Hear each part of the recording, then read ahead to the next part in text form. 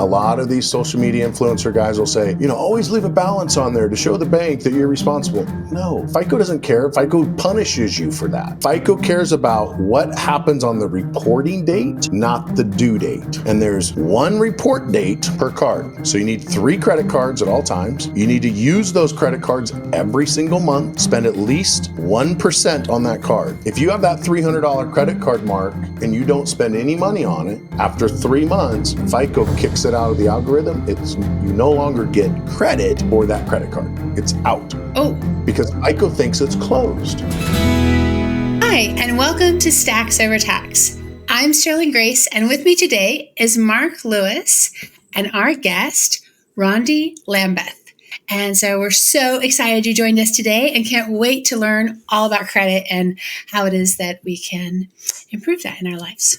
If you look up entrepreneur in Webster's dictionary, you're going to see his picture. It's a younger picture, but it's right there next to entrepreneur. So there's so much wisdom, so much knowledge, and so many great stories that we're going to hear here. You said you were going to tell us about, speaking of credit, your special little formula. Yeah, I have what I call the 3-1-1 rule. And the way that works is, let me just draw it for you real quick. We got 3. Oh, it's backwards. Doggone it. No, it looks fine. Okay. Yeah. It's not backwards on your side? No, it looks fine. Okay, on my side it's backwards. So 3-1-1, it is 3 cards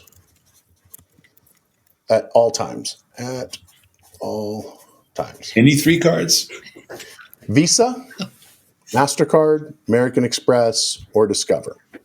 Preferably at least 4. But the minimum to have a maximum credit score is 3 credit cards. If you can get a 4th one, you're doing really well. And the reason why is FICO, the Fair Isaac Corporation, which was created by Bill Fair and Earl Isaac. One was a mathematician, one was an engineer, and they created an algorithm that predicted the future. And it's predicted the future hundreds of billions of times since 1956. And what the FICO credit score is simply a percentage of you paying your bills on time over the next 2 years. So what they figured out is someone with less than 3 credit cards is more likely to have a late payment on their credit. And people that can manage 3 credit cards successfully and responsible, they have a less likelihood of missing payments. So 3 is the magic number. So 3 credit cards at all times. The 3 major cards. So my little Firestone card for my automotive tires doesn't really count in this equation. That would count. Oh, that would count. The problem with that card, Sterling, is when you have what I call a department store card, sure, is if the Firestone card only works at Firestone. Right. Then you got to go to Firestone to make it work, which you will see in a minute why that matters. Okay. I sometimes will have wives that'll get on there like, well, what up? And the husband's like, what about that Victoria's Secrets card? Well, or the Kohl's card, or JCPenney's, or Needless Markups card, or whatever department. The problem with those cards, you got to go there and spend money.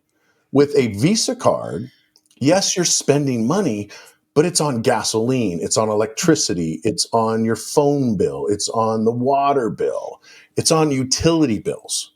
So yes, you're spending money, but it's things that you would normally pay for anyway. Okay. So the next one is you must spend at least $1 per card per month. At least $1. Preferably 1% to 5%.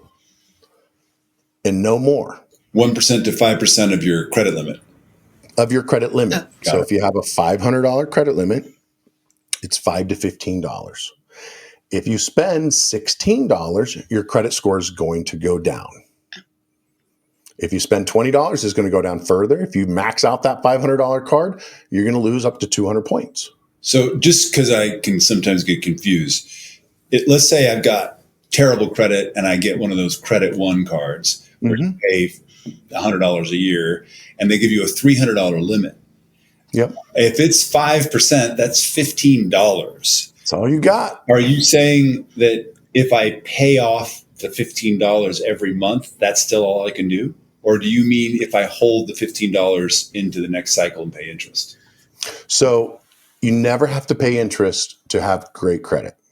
And that a lot of these social media influencer guys will say, always leave a balance on there to show the bank that you're responsible. No, that FICO doesn't care. FICO punishes you for that. So FICO cares about what happens on the reporting date, not the due date. And there's one report date per card.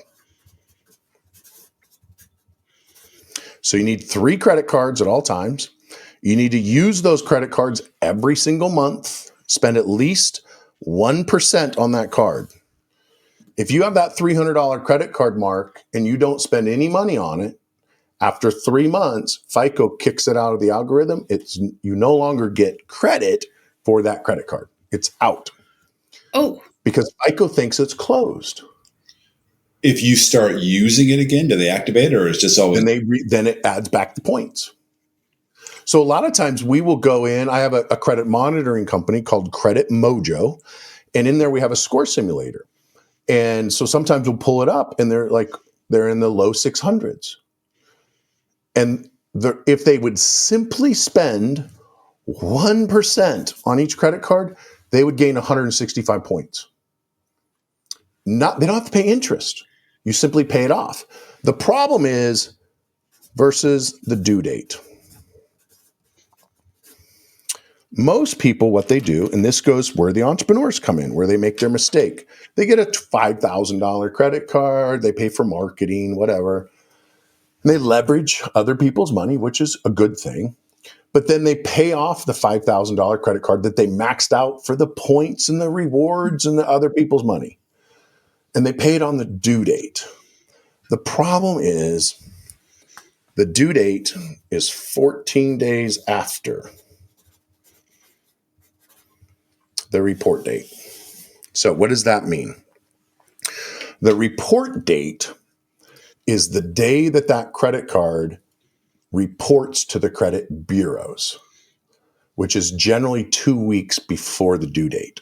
So let's say the report date is May 1st and the due date is May 15th, and they pay it on May 15th.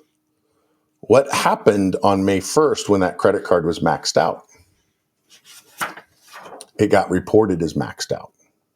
And then when it got to the due date and they paid it off, they don't report until the following month on the 1st. And by the following month on the 1st, they've maxed out the credit card again.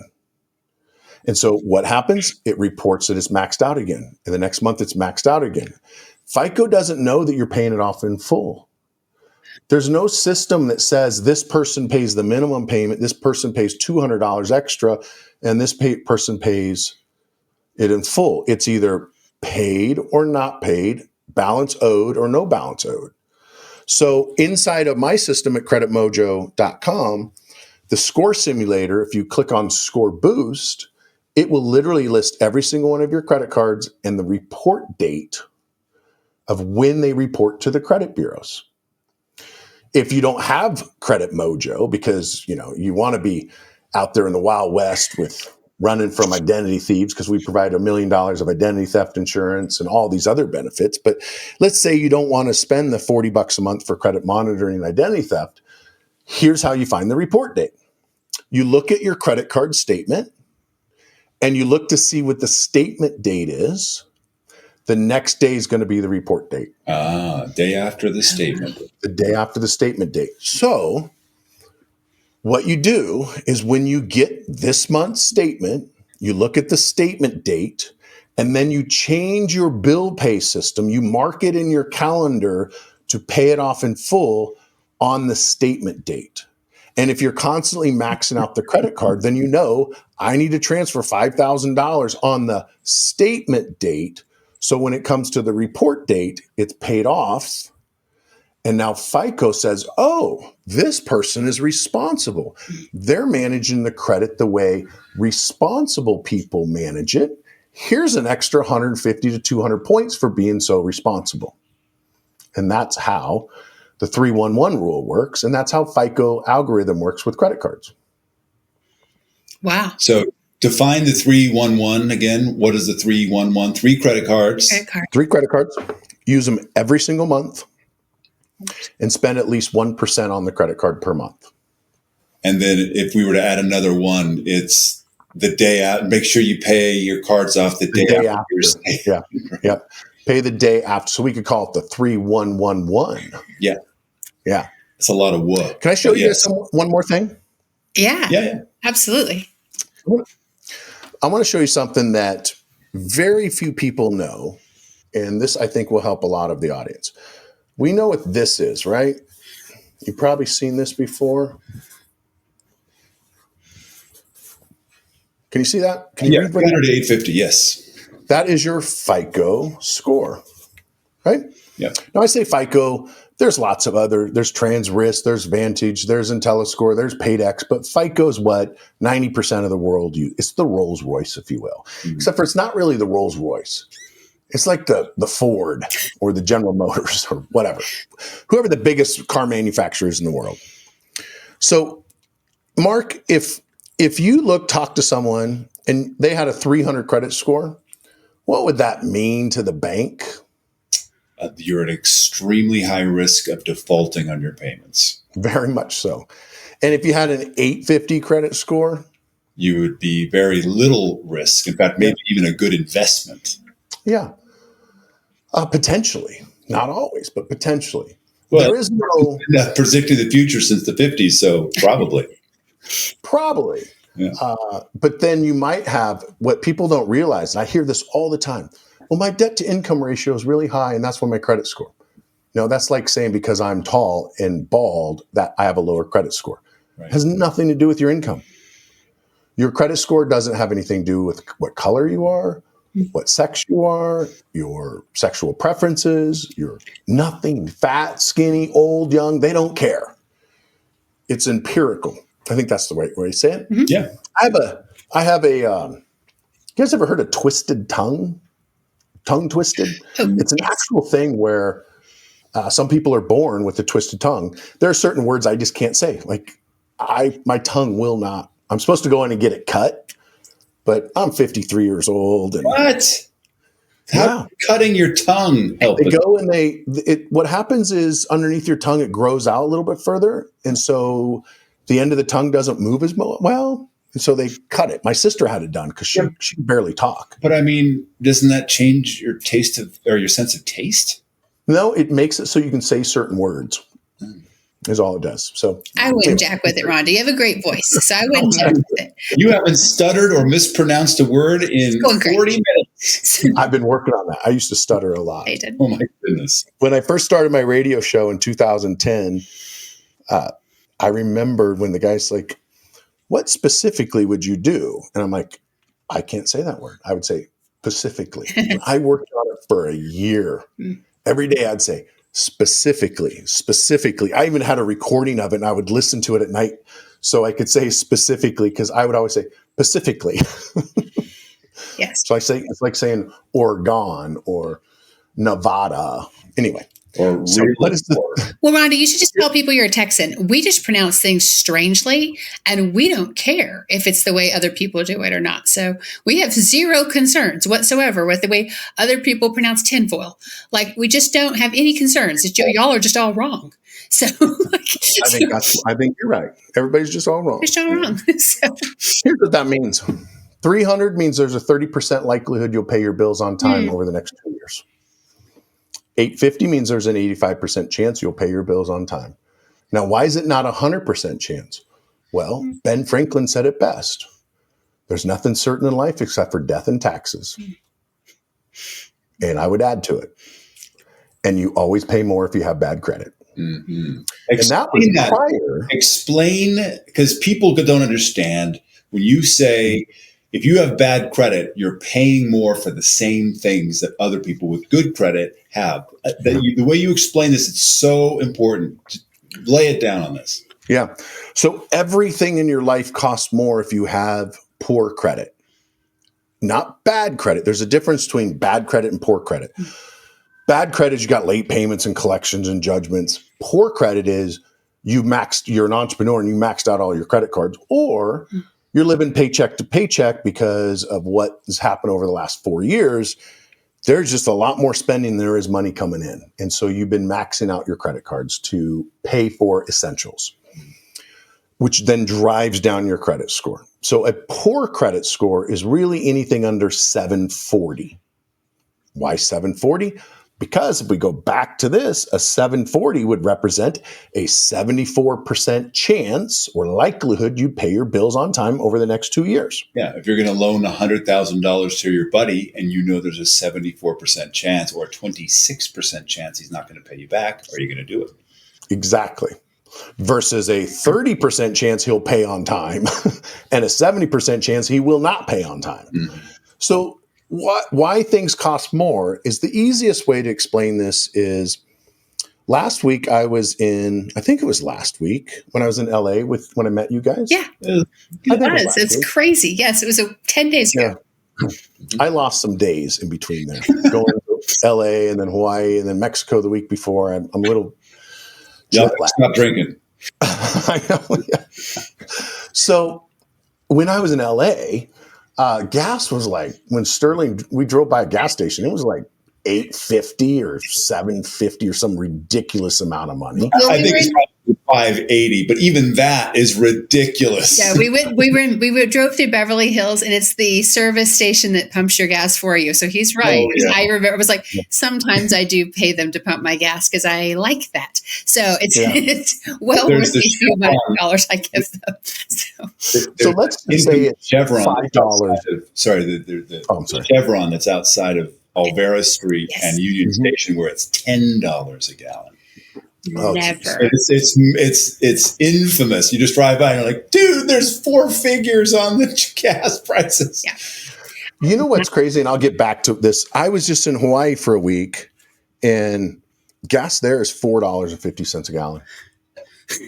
What? It's $2 a gallon cheaper than LA.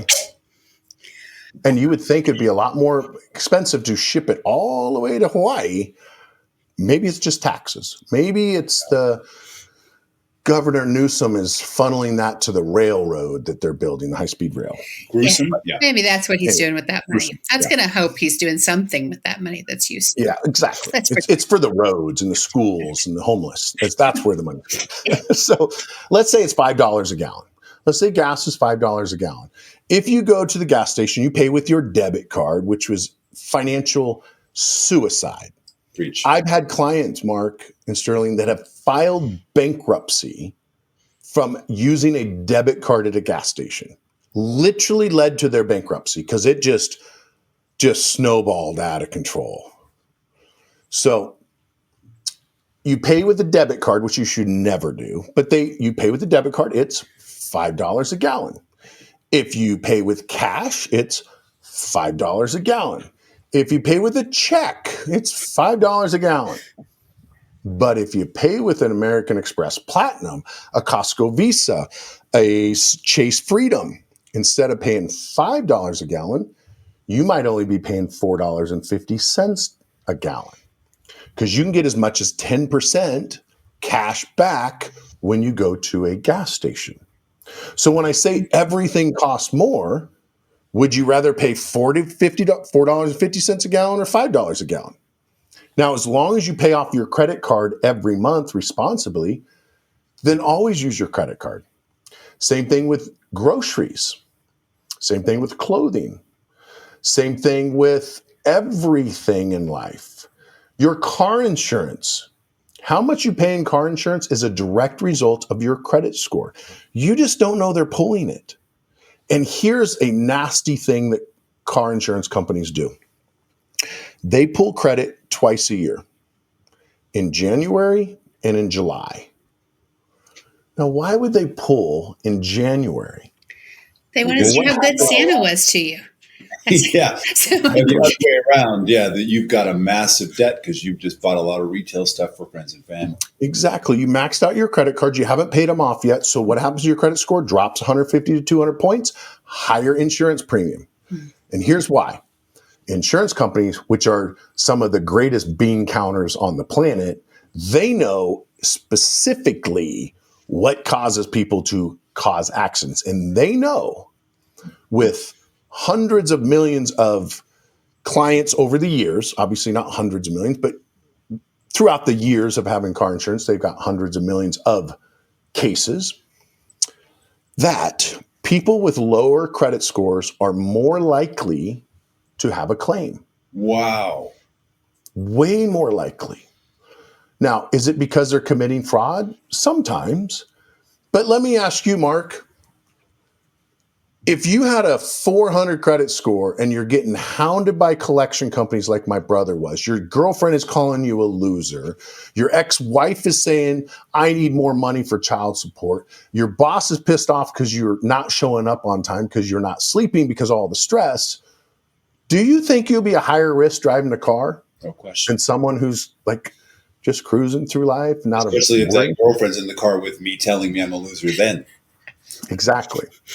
And then collection companies are calling you on the way into work. So what they figured out is people with lower credit scores are more likely to have a claim, and not because they're bad people.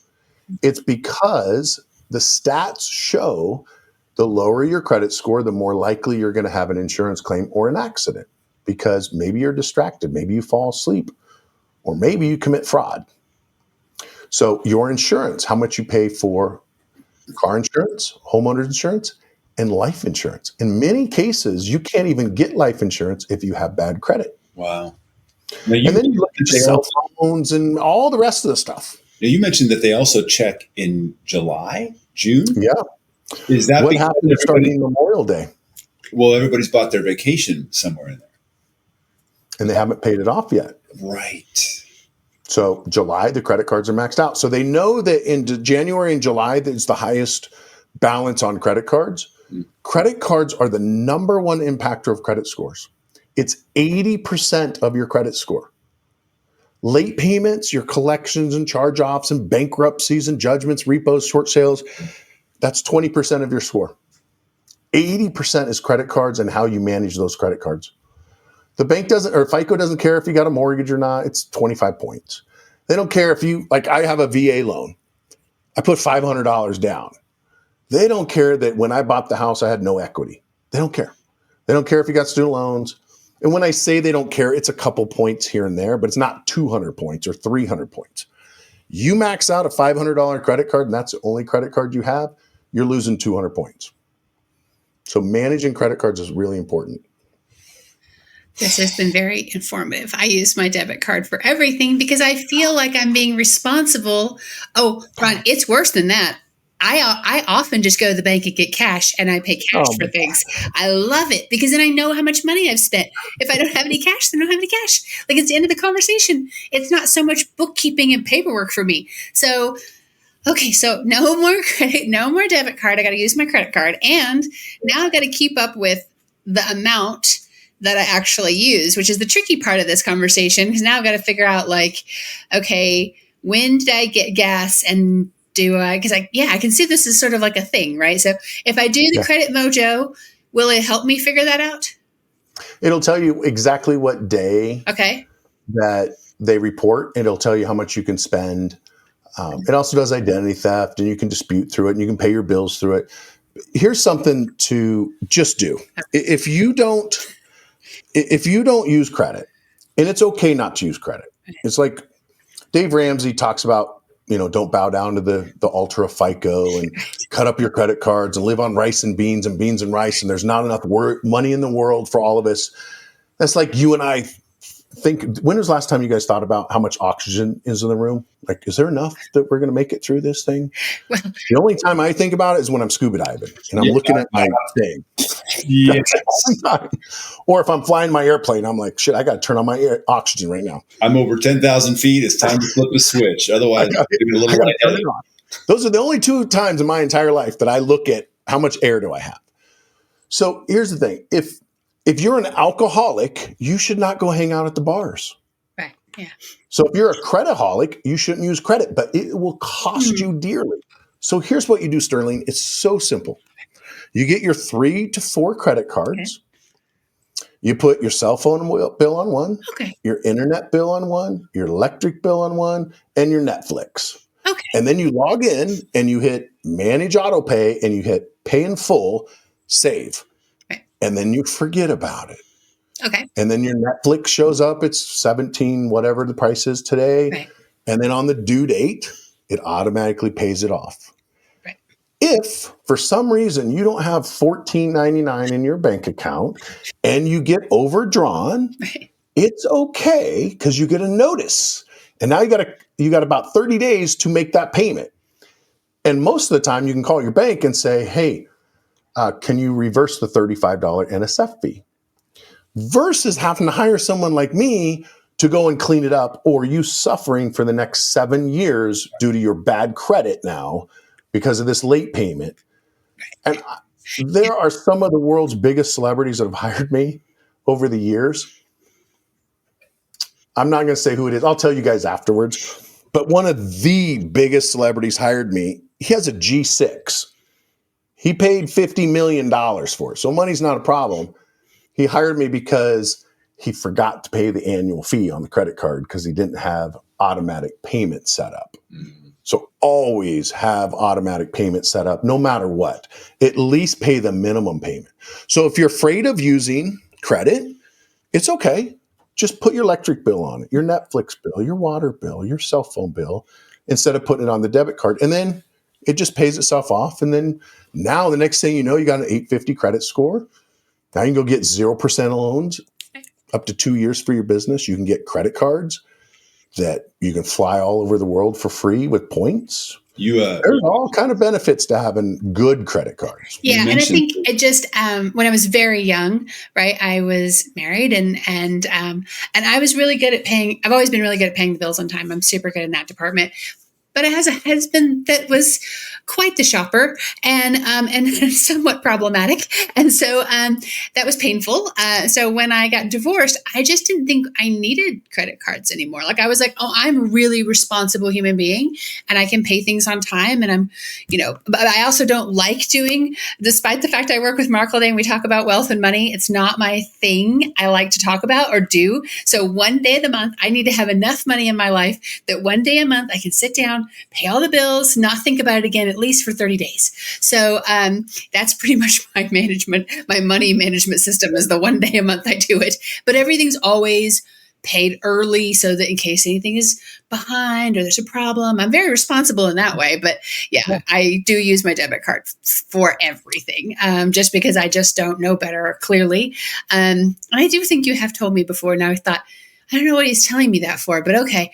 The thing you know about debit cards is that they don't have the same insurance for fraud. In fact, they're going to have very little insurance for fraud. There's a reason why it's called debit, meaning they're taking from you, which once they get it, they don't have any reason to really want to give it back, versus credit, where they're crediting you. It's a very different thing. And Rondi, one of the things you said, because for those of you who don't know, we have a membership, and Rondi's a part of the membership, and we talk about all kinds of crazy things all the time with the corporation, and he's come on and talked about credit.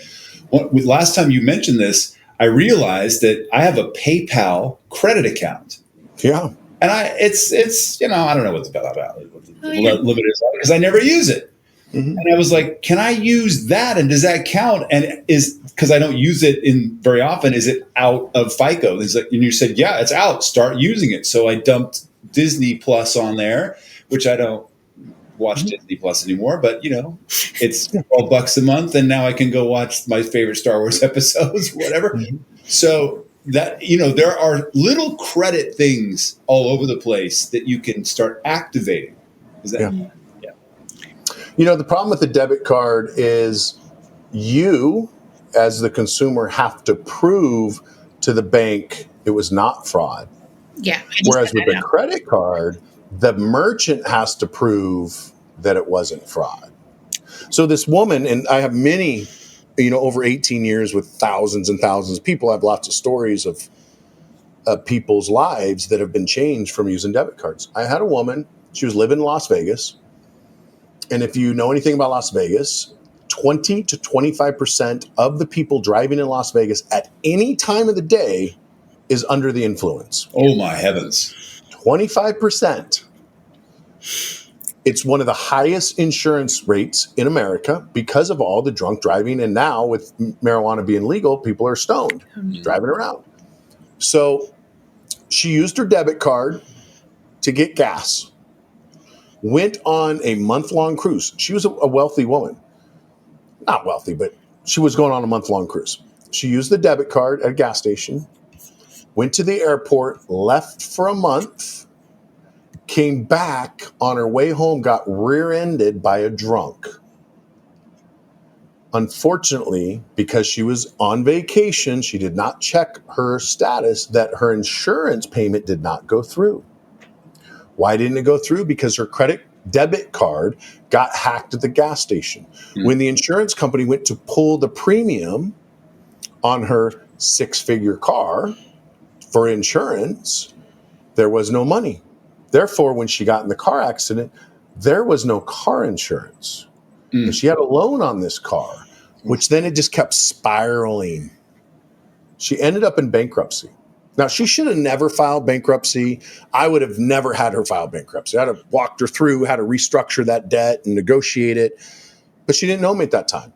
And she got bad counsel, and it just spiraled. And then she got depressed, and then she lost her job. And then she couldn't pay her house payment, so then she lost her house. And it just went down the hole, all because she used a debit card at a gas station. Now, that's an extreme case. I could not tell you how many people I've talked to that used a debit card and got ripped off for a couple grand. They couldn't make payroll. They had their best salesperson quit. Then their sales went down, and then you can just imagine. I met with this lawyer. He was one of the largest personal injury attorneys in Colorado. He was using a debit card for his operating account, and he got hacked, and they took everything. And now you got to go to the bank and convince them it was fraud. And a lot of times the banks are like, sorry, there's no insurance. It's your money. It's not ours. Yeah. And good luck. I had exactly that over about $500, and they were like, "Oh, well, I was in an airport, and somehow I don't know how they do it." This was while I was on tour, and I lost every one of my credit cards too. So I was traveling all over the United States, Canada. Every card I had in my wallet was taken, used, and over the course of this tour, I had actually several of them had to be reissued twice because they'd start working, and then I was in another airport, and they got you. They got a debit card, used it somehow on the credit Visa side, not with and it was $500. And, because, you're messing with the wrong bald guy if you're going to, make me either one of us bald guy, wrong one to mess with. But I was like, who would put up with this kind of treatment from the bank as if I had done something? You're the criminal. You got to prove that you're, Well, so I don't like to say all the negative things without a solution. I don't want to talk about the problem without a solution because, after all, I am an entrepreneur. So here's the solution. If your credit is in a place where you can't get a credit card, and there's lots of people out there. There's prepaid credit cards you can get. You can get them on my website. There's a unicorn card. You can load $1,500 on it. It's a great way to control your girlfriend or your wife or your husband that has a spending problem, or your children. You load it, and when it runs out, they're done for the month. No cash anymore. But then you can also, what I do is, I live in Boise, Idaho, and the grocery store here is Winco. They only accept debit cards, and the groceries are a fraction of the price of all the rest of the grocery stores. But they only take debit card or cash, and I don't carry cash because when I carry cash, I lose my cash for whatever reason. So, because I think my subconscious knows you got to constantly put the cash out there. Otherwise, it goes stagnant and you lose it. So I have a debit card. I have a separate checking account for groceries for Winco. And I use that debit card at Winco, but it only has a little bit of money in there. It's not my operating account. It's definitely not my client reserve account. It's not my payroll account. So if you have, or if you're in the position that you don't want to use credit for some reason, you get a separate checking account that you use the debit card for the gas stations or Winco, and you just keep a little bit of money in there, and you pay your bills out of your other checking account. Brilliant. So there's a solution. Yeah, the thing I had happen last winter was very surprising. I was in a store during the holiday shopping, and a woman bumped into me. And kind of shook it off and was like, oh, sorry, I must have been in your way, and didn't think too much about it. Well, maybe about 20 minutes later, I saw her again, and I thought, that's strange. But it didn't really cause me any alarm. She looked like an average, ordinary housewife. Nothing suspicious looking about this woman. By the time I left the store, my cell phone was dinging that it was getting charged. And I was like, how is this happening? So I called the bank, and what had happened is my debit card was in my wallet of my iPhone. She bumped into me and somehow had something that pulled everything from my wallet out. She had a reader. She had a reader with her, and she had used it on Uber to leave the store. Like, I was like, I didn't just take an Uber. I'm in my car in Los Angeles. Why would I have an Uber?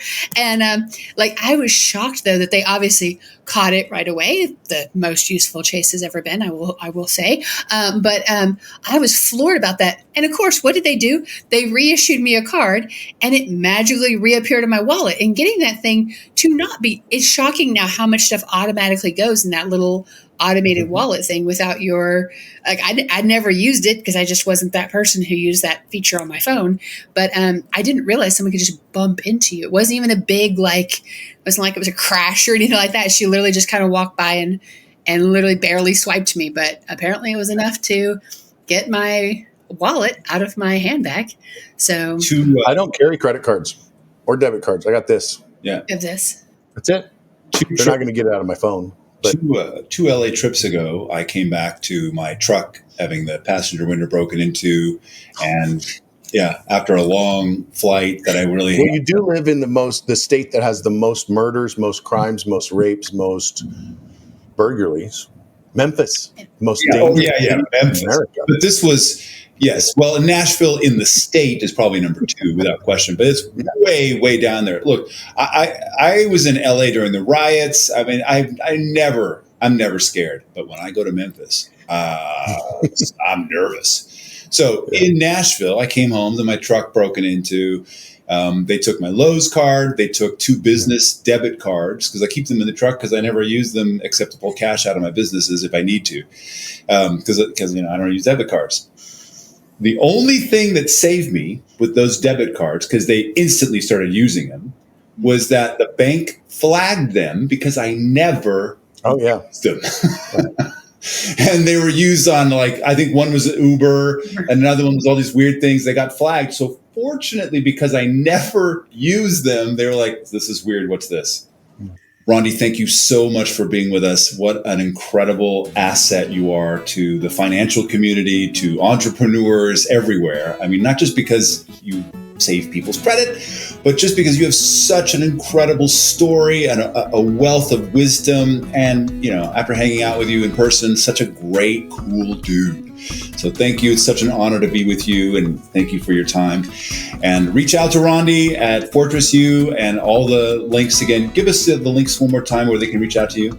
It's either rondilambeth.com or any social media at Rondi Lambeth. And only follow or message the blue check guy, because all the rest of them are going to sell you crypto and real estate and all these other investments that are going to rip you off. So make sure it's the blue check guy, the bald guy with the blue check mark. Exactly. Yeah. Don't buy the other crypto stuff. Wrong bald guy. Me neither, by the way. And I'm not going to sell you any crypto or anything. And if you want to have your life changed for better with credit and, just hanging out with Rondi is pretty dope, go connect with him. If you want to have a connection in the world of tax reduction, asset protection, legacy preservation, as always, you can reach out to us at executivemoneysecrets.com or executivemoneystrategies.com and on our Instagram and everywhere else. We'd love to connect with you. And until we meet you in person, be wealthy.